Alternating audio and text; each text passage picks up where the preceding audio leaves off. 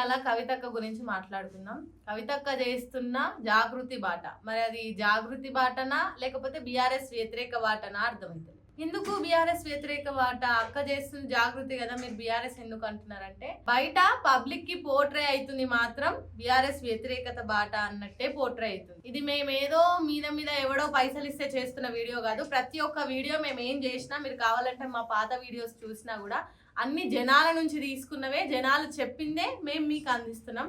ఇప్పుడు మాత్రం ఈ జాగృతి బాట గురించి చాలా విషయాలే మాట్లాడుకుందాం. కవితక్క, మీరు చేస్తుంది జాగృతి బాట అని చెప్తారు. ఫస్ట్ మీ గోల్స్ ఏందో చెప్పండి. ఎందుకంటే మీరు చెప్పిన గోల్స్ ఒకటి, మీరు చేస్తున్న బాట ఇంకోటి. కాంగ్రెస్ పార్టీ ఊర్లలో బీఆర్ఎస్ పాలనలో ఉన్న వ్యతిరేకత గురించి బయటకు తీసి చెప్దామని కాంగ్రెస్ పార్టీ ప్రయత్నం చేస్తారు. ఇప్పుడు మీరు కూడా వాళ్లకు తెలుసో తెలియకనో, మరి డైరెక్టో ఇండైరెక్టో మద్దతు ఇస్తున్నట్టే తెలుస్తుంది. మీరు ఏ పాయింట్ తీసినా ఈ బాటలో గత పాలన అని మాట్లాడుతున్నారు. కానీ గత పాలనలో ఉంది మీరే కదా, అప్పుడు అధికారంలో ఉంది బీఆర్ఎస్ పార్టీయే కదా. సరే, ఇప్పుడు మీకు బీఆర్ఎస్ పార్టీకి సంబంధం లేదనే అనుకుందాం.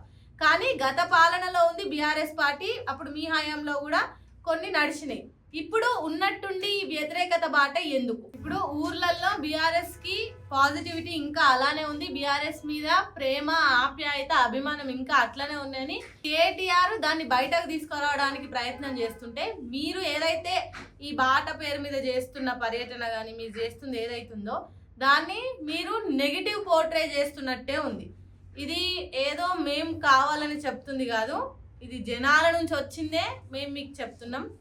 ఇప్పుడు ఒకవేళ మీరు చేయాలనుకుంది, మీరు మీ పాయింట్స్ కానీ మీరు క్వశ్చన్స్ కానీ మీరు చేయాలనుకుంది ఈ జాగృతి బాట ద్వారా ఏదైనా చేయాలనుకుంటే అది మీరు సొంతంగా చేసే విధానంగానే ఉండాలి. కానీ ఎవరో మీ వెనకుండి నడిపిస్తున్నట్టు కానీ ఎవరో మీకు చెప్పి చేయిస్తున్నట్టు మాత్రం ఉండొద్దు. ఎందుకంటే ఇప్పుడు మాత్రం మీరు చేస్తున్న ఈ బాట అలానే పోర్ట్రే అవుతుంది. ఇది మాత్రం ఎగ్జాక్ట్లీ ప్యూర్ బీఆర్ఎస్ వ్యతిరేకత బాట అన్న విధంగానే సాగుతుంది. ఊర్లలో జనాలకు చాలా సమస్యలు ఉన్నాయి. ఫస్ట్ మీరు ఆ సమస్యలు తెలుసుకొని ఆ సమస్యలను ఎలా పరిష్కరించాలనే దాని మీద కాన్సన్ట్రేట్ చేయండి. మెయిన్లీ ఫస్ట్ అక్కడ ఎమ్మెల్యేలను క్వశ్చన్ చేయండి. ఎందుకంటే ఇప్పుడు మొత్తం కాంగ్రెస్ పాలనే నడుస్తుంది.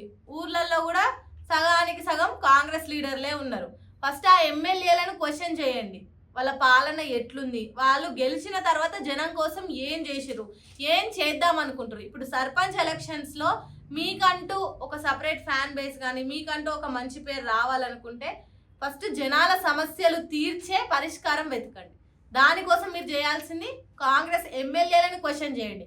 అంతేగాని పాత బీఆర్ఎస్ పాలన అది ఇది అనుకుంటే ఇప్పుడు లేనిది క్రియేట్ చేస్తే అది మీరు సొంతంగా చేసినట్టు ఎవ్వరికి అనిపించదు. మీరు క్లారిటీగానే ఉండొచ్చు, కానీ మీరు చేస్తున్న బాట, మీరు అడుగుతున్న క్వశ్చన్స్ అవి వేరేలాగా పోర్ట్రే అవుతున్నాయి. మీరు చేస్తున్నట్టు, మీరు సొంతంగా చేస్తున్నట్టు కూడా ఏ ఒక్క కోణంలో అనిపిస్తలేదు. ఇంకోటి, మేము మళ్ళీ నేను రిపీట్ చేస్తున్నా, మా ఛానల్కి ఎవరు ఫండింగ్ చేయట్లేదు. ఇది ప్యూర్లీ జనాల ఒపీనియన్ తీసుకొనే మేము మీకు ఒక చిన్న హింట్ లాగా ఇస్తున్నాం. ఎందుకంటే బయట పబ్లిక్కి ఇది ఎలా పోర్ట్రే అవుతుంది అనేది మీకు కూడా తెలవాలి. కాబట్టి మాకు వచ్చిన ఇన్ఫర్మేషన్ నుంచి ఇది మేము చేస్తున్న వీడియో. ఇంకోటి, ఇప్పుడు సర్పంచ్ ఎలక్షన్స్ వస్తున్నాయి కాబట్టి మీరు చేయాలనుకుంది, మీరు చెప్పాలనుకుంది డైరెక్ట్ స్ట్రేట్ ఫార్వర్డ్గా చెప్పండి. ఇప్పుడు కవిత ఒక బాణం వదిలింది, ఆ బాణం బీఆర్ఎస్ వ్యతిరేకత కోసమే, బీఆర్ఎస్ని దెబ్బతీయడం కోసమే కవిత వదులుతున్న బాణం ఈ జాగృతి బాట అనేది చాలా క్లియర్ కట్గా పబ్లిక్లోకి వెళ్ళిపోయింది. మరి దీని మీద మీరు ఎలాంటి చేంజెస్ తీసుకుంటారో, లేదంటే మీరు ఆ ఉద్దేశంతో చేస్తుర్రా, లేదంటే మీకున్న క్లారిటీ వేరా అనేది మీరు తెలుసుకొని ఈ జాగృతి బాట కంటిన్యూ చేస్తే బాగుంటుంది. ఇప్పుడు ఇంట్లో చేడిందని బయట వచ్చి కొట్లాడితే అప్పుడు పోయేది మీ ఇంటి పరువే. ఇప్పుడు ఆల్రెడీ మీ మీద చాలా మంది లీడర్స్ ఆరోపణలు చేసిరు. ఎస్పెషల్లీ అరవింద్ లిక్కర్ స్కామ్ గురించి కానీ, నిజామాబాద్ అభివృద్ధి గురించి కానీ ప్రతి ఒక్క విషయాన్ని మిమ్మల్ని చాలా సార్లు ఏలెత్తి చూపించారు. సరే, ఇదంతా ఒక రాజకీయ కుట్ర, కావాలని ఇరికిచ్చిరు అనుకుందాం. కానీ జనాల్లో ఇంకా ఆ పాయింట్స్ అలానే ఉన్నాయి.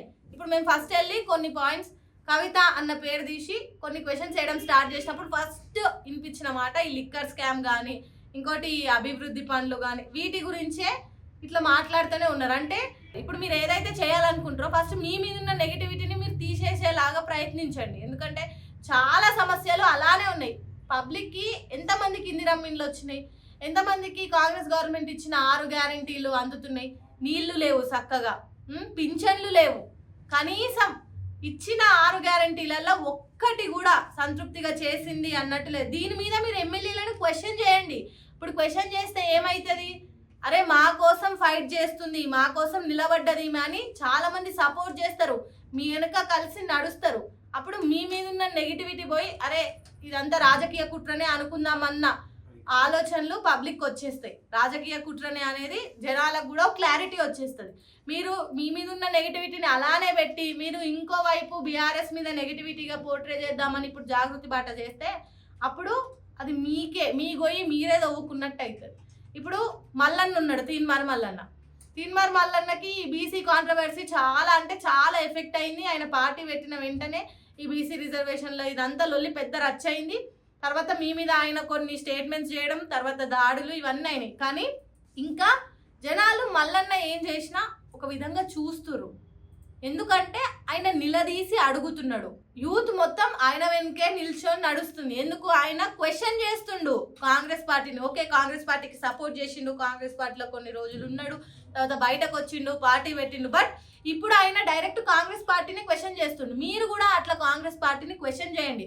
అక్కడ ఉన్న ఎమ్మెల్యేలు ఇప్పుడు ఊర్లలో ఏదైతే మీరు బాట చేస్తారో ఊర్లలో ఎమ్మెల్యేలని క్వశ్చన్ చేయండి, గట్టిగా అడగండి. లేదంటే జనాలనైనా అడగండి, మీ ఎమ్మెల్యే మీకు ఏం చేసిండు, మీ ఎమ్మెల్యే మీకోసం ఏమేమి చేసిండు, అభివృద్ధి పనులు ఏమైనాయి, మీకు ఎంతమందికి ఇల్లు వచ్చినాయి, నీళ్ళు ఎట్లా వస్తున్నాయి, అవన్నీ జనాలనైనా అడగండి, ఎమ్మెల్యేలను క్వశ్చన్ చేయండి. అప్పుడు మీ వెనుక 10 మంది కాదు 100 మంది కలిసి నడవడానికి వస్తారు. ఇప్పుడు మీరు ఈ ఆర్టీసీ అని లేదంటే సింగరేణి అని ఇట్లా తిరిగి మీరు అన్ని సమస్యల గురించి మాట్లాడుతారు. ఈ ప్రెస్ మీట్లు ఇవన్నీ కొద్దిసేపు పక్కన పెట్టి, ఎందుకంటే జనం మెచ్చినోడే నాయకుడు అవుతాడు. ఫస్ట్ మీరు ప్రజల సమస్యలు అడిగి తెలుసుకోండి. ఏదో ప్రజల సమస్యలు అడిగి తెలుసుకోవడం కోసం అంత హడావుడి చేసి 100 మందిని 50 మందిని ఎంటేసుకొని పోకుండా ఒక కార్లో వండి మీ మందం, మీ సెక్యూరిటీ మందం, కొంతమంది కార్యకర్తలను ఎంటేసుకొని 10 మంది అట్లా పోయి జనాలని అడగండి. వాళ్ళు ప్రతి ఒక్క సమస్య వాళ్ళకున్నది లేనిది కూడా చెప్పి ఇది ఉందమ్మా మాకు ఇట్లా చేయండి అన్నట్టు. అప్పుడు మీరు జనాలను ఎప్పుడైతే క్వశ్చన్ చేసి వాళ్ళ సమస్యను అడిగి తెలుసుకుంటారో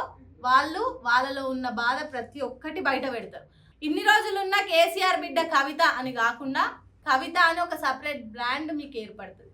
ఫస్ట్ దీనికోసం మీరు చేయాల్సింది ఏంటంటే జనాలలోకి వెళ్ళి ఇవన్నీ పక్కన పెట్టేసి మీద ప్రోగ్రాంలు మీద తంతులు ఇవన్నీ చేసే పక్కన పెట్టి డైరెక్ట్ స్ట్రేట్ ఫార్వర్డ్ పబ్లిక్ దగ్గరికి వెళ్ళి వాళ్ళ సమస్యను అడగండి. అడిగిన తర్వాత అదే సమస్యను తీసుకెళ్ళి ఆ నియోజకవర్గంలో ఉన్న ఎమ్మెల్యేని క్వశ్చన్ చేయండి. అప్పుడు ఒక్క సమస్య చెప్పిన జనం అప్పుడు మీ వెనుక కొన్ని 100 మంది జనాలు లేదంటే ఊర్లే మీ వెనుక నిలబడతాయి. ఎందుకంటే మేము సమస్య చెప్పినాం, పోయి కవిత ఆయన నిలదీసింది అని వాళ్ళ సమస్యలు చెప్పుకోవడానికి మీ దగ్గర లైన్లు కడతారు. అప్పుడు మీకంటూ ఒక సపరేట్ ఫ్యాన్ బేస్ కూడా ఏర్పడుతుంది. ఇప్పుడు మీరు ఏదైతే ఈ జాగృతి బాట అనేది ప్రారంభించారో అంత జనాకర్షణ, అంతమంది జనం ఎట్లా వస్తుర్రో అది మీకు తెలుసు, జనాలకు కూడా తెలుసు. ఇప్పుడు మీరు చేస్తున్న ఈ బాట మీద కొన్ని కోట్లు ఖర్చు అవ్వచ్చు. పోనీ ఒక ఏరియాకు పోయినప్పుడు కార్యకర్త కానీ లేదంటే ఒక మెయిన్ ఫేమస్ లీడర్ కానీ వాళ్ళు ఖర్చు పెడుతుండొచ్చు. కానీ మీకంటూ దీనికోసం ఒక సపరేట్ బడ్జెట్ని కేటాయించవచ్చు.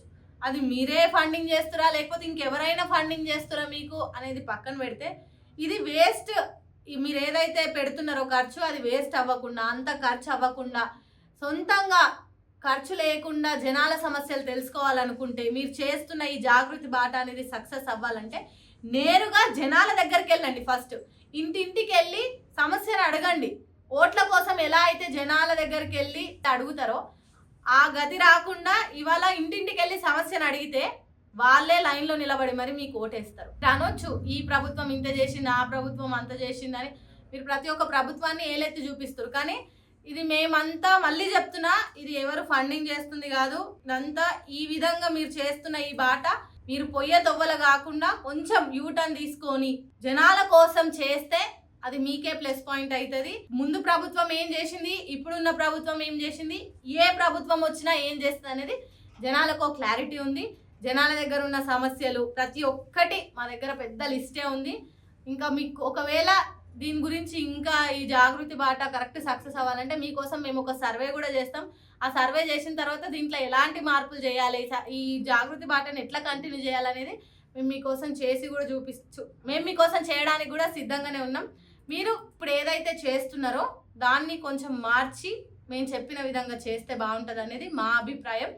ఏ లీడర్ వచ్చినా ముందు బీఆర్ఎస్ ఉంది, తర్వాత కాంగ్రెస్ వచ్చింది, రేపటి నాడు బీజేపీ రావచ్చు, లేదంటే మీ పార్టీ, ఏ పార్టీ అధికారంలోకి వచ్చినా అందరూ రాజకీయ నాయకుల సంచులై నిండుతున్నాయి తప్పితే జనాలు బాగుపడ్డది ఏం లేదు. ఏడేసిన గొంగడి అన్నట్టు ఎవరి బతుకులు అక్కడనే ఉన్నాయి, ఇంకా అధ్వానంగా మారినాయి తప్పితే పబ్లిక్ బాగుపడ్డట్టు ఎక్కడా లేదు. మరి దీని గురించి ఆలోచించి మీరు ఈ జాగృతి బాటని కంటిన్యూ చేస్తే బాగుంటుందని కోరుకుంటున్నాను.